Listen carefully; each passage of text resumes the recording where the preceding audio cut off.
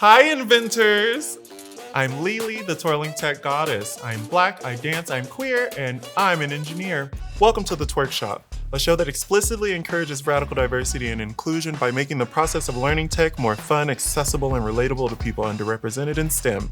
Each week, you'll come along with me as I create something fabulous using cutting-edge tools and technologies.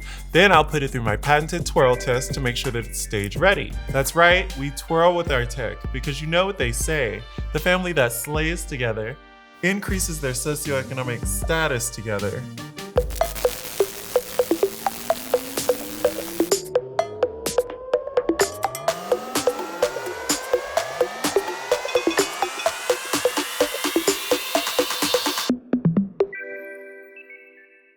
On this episode, we're coming to you live from Building 61 Boulder Library Makerspace. And today, we're gonna be learning a technique that has been around for well over a millennium and still in use today. Today, we're gonna be screen printing. You see this t-shirt I'm wearing? I screen printed it, and we're giving one away to a lucky viewer. That's right. One of you will be getting your own hand-printed, exclusive, bespoke, artisanally crafted luxury TTG t-shirt.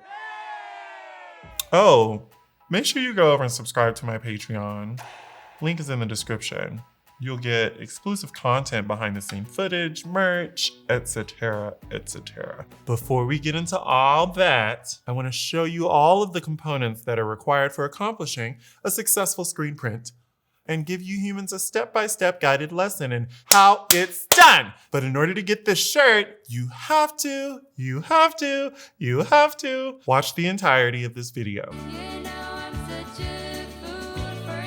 More details on that later, but first, a little backstory. Screen printing originated in China around 221 AD as a way of transferring designs onto fabric. Following this, the Japanese began using simple stenciling techniques as a way to create imagery. At this time, stencils were cut out of paper and the mesh was woven from human hair. Ew! That's a lot of bald heads. Stiff brushes were used to force ink through the mesh onto the fabric. It wasn't until the 17th century that the French began using silk screens as a way of printing onto fabric. By the early 20th century, squeegees replaced brushes. Ever heard of Andy Warhol? Queer icon? Yeah. 1960s pop art? Screen printing.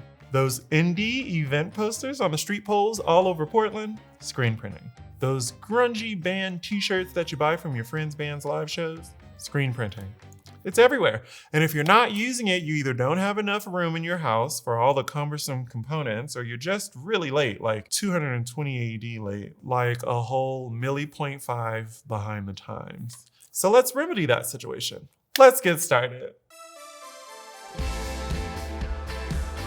Shout out to Adam here at Building 61 Makerspace for walking me through this process. He started by printing t-shirts for bands in a basement and then toured as their merch guy.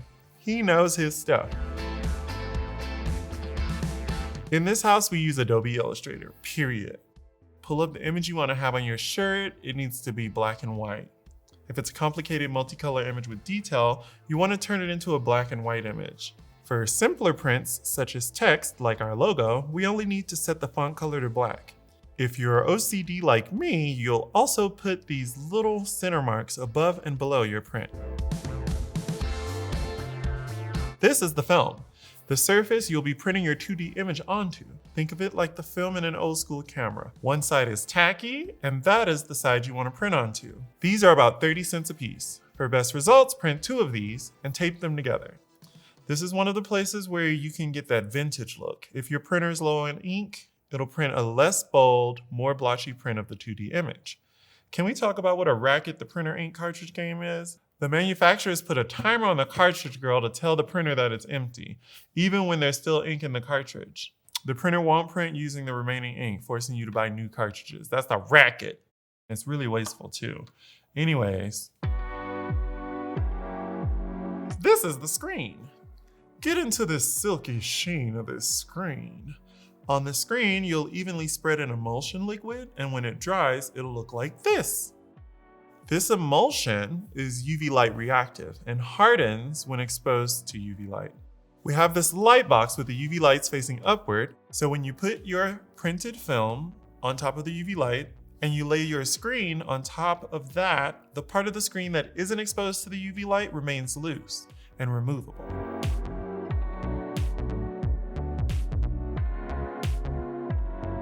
I saw one of these light boxes for sale at the Recreative Denver. The Recreative is a secondhand arts and crafts store. Shout out to the Recreative, we stan.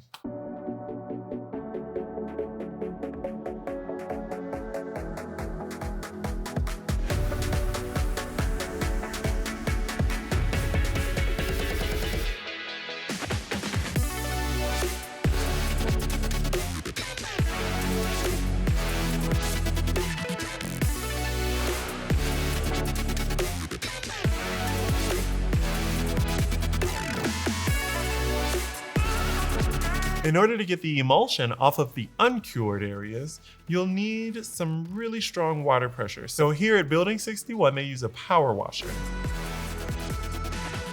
You could also take a brush and push the emulsion through, but it's not as exquisite. When you spray the excess off, you should see your design and the 2 center marks. For the best paint application, be sure to have a close look to make sure there aren't any loose bits still hanging onto the naked screen. Dab dry with a cloth or a paper towel, and then let it air dry in front of a fan for about 10 to 15 minutes.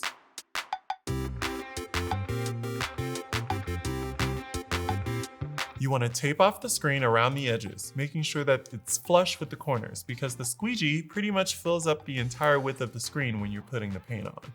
And we definitely don't want the paint to be seeping through the screen on the sides where the emulsion liquid isn't present. Mount the screen with the bottom of your screen print away from you. Face down, ass up. The particle board base that we'll be putting our textile on needs to be the shape of the surface you're printing on. If it's stretch fabric, you don't want to stretch it out. You want to make sure that the surface is laying flat and flush. A t-shirt can be this rectangle particle board, and for example, a tapered pant will need an angled tapered piece of particle board. The board loosens and tightens with the dial underneath. Draw a line down the center of your board so that you can align the center of the board with the center lines on the screen. Adjust by loosening and tightening the dial until it's aligned. And then cover the center marks of your screen with tape so that the paint doesn't seep through onto your textile. The paint we'll be using is a plastisol ink.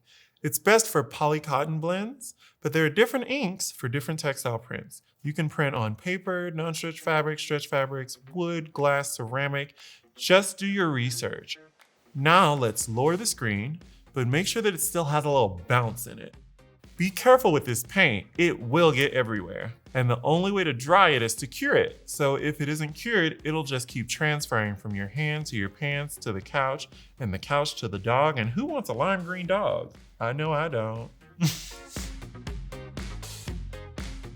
Glob the thick paint onto the open face of the screen below the stencil. Work it around with the squeegee so that it becomes more malleable, as the more pigmented paints are more difficult to push through the screen. If it's a naked screen, you know I can whistle?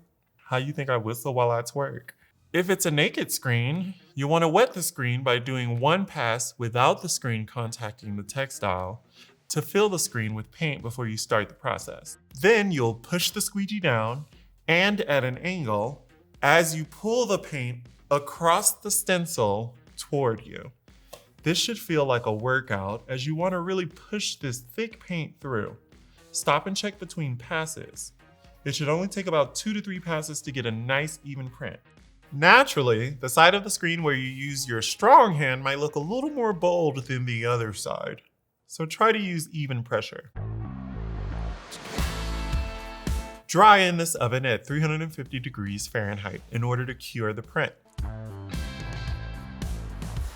The label says cure at 320 degrees Fahrenheit, but we're gonna cure it at 350 just to be on the safe side. Let it heat up for about 20 minutes and then check the temp with one of these temperature guns on a blank shirt.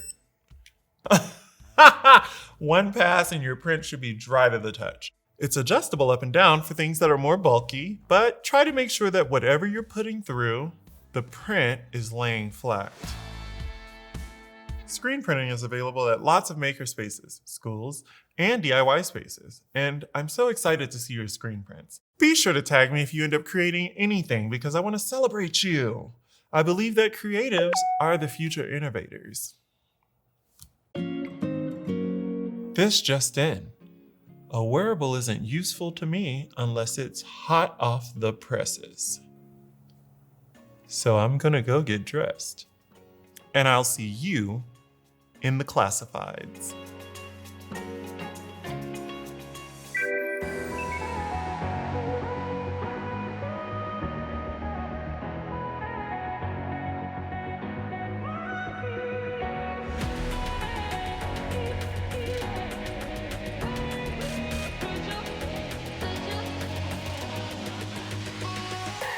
Like, comment, share, subscribe, turn on your post notification bell, and consider joining my Patreon to get a t-shirt of your own. Link in the description.